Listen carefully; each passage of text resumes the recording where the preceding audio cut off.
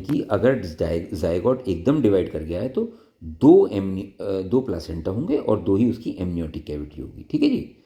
अच्छा जी, अगर उसका डिवीजन हुआ है 4 और 8 डे के बीच में पोस्ट फर्टिलाइजेशन के 4 से 8 दिन बाद, तो इसका प्लेसेंटा तो एक होगा, एमनियोटिक कैविटी दो होगी। ये 20% केसेस में मिलता है। जो वास्ट मेजॉरिटी ऑफ केसेस होते हैं वो यही होते हैं कि कोरियन एक है और एमनियोटिक कैविटी दो हैं। लेकिन इनमें जो डिवाइडिंग मेम्ब्रेन होती है एमनियन के बीच में, वो बहुत ही पतली होती है, क्योंकि इसमें एक लेयर एमनियन की होती है, कोरियन तो होगा ही नहीं, क्योंकि जब जैसा कि यहाँ पे हो रहा था, बीच में एमनियन है, दोनों तरफ कोरियन है, तो ये तो थिक लेयर थी।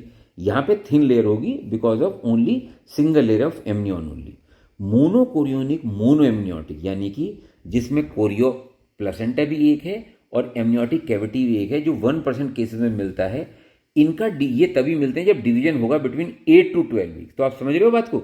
अगर एकदम डिवाइड कर गया तो डाइकोरियोनेट डायमनियोटिक, अगर 4 से 8 के दिन के बीच में डिवाइड करा तो मोनोकोरियोनेटिक डायमनियोटिक, अगर 8 से 12 दिन के बीच में डिवाइड करा तो मोनोकोरियोनिक मोनोएमनियोटिक, और अगर 13 दिन के बाद डिवाइड करा है तो फिर ये कॉन्जॉइंट ट्विन होगा, ये वाला। ये याद रखना बेटा चारों, ये बिल्कुल रट लो इनको अच्छी तरह। अच्छा जी, care of women with multiple, देखो जी ऐसा है, जो भी केयर आप एक सिंगलटन प्रेगनेंसी में करते हो, जो मल्टीपल प्रेगनेंसी होती है वो सब कुछ डबल हो जाता है।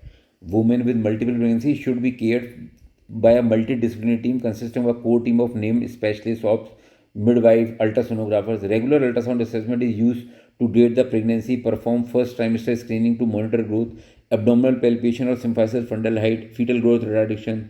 There is no benefit in using untargeted administration of corticosteroids.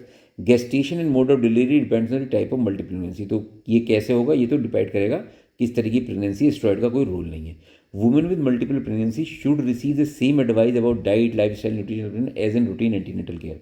Women with multiple pregnancies are at higher risk of anemia compared with singleton pregnancy, and a full blood count should be checked at 20 and 28 weeks of gestation with supplementation of iron, folic acid and vitamin B12 initiated.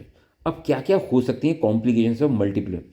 All the physiological changes of pregnancy, including increased cardiac output, volume expansion, relative hemodilution, diaphragmatic splitting, weight gain, lordosis are exaggerated in multiple gestation. जो भी feature singleton pregnancy के हैं वो बढ़ जाएंगे। This results in much greater stress being placed on maternal reserves. The minor symptoms of pregnancy may be exaggerated such as nausea and vomiting and heartburn. However, the women with pre-existing health problems such as cardiac disease, multiple pregnancies may substantially increase the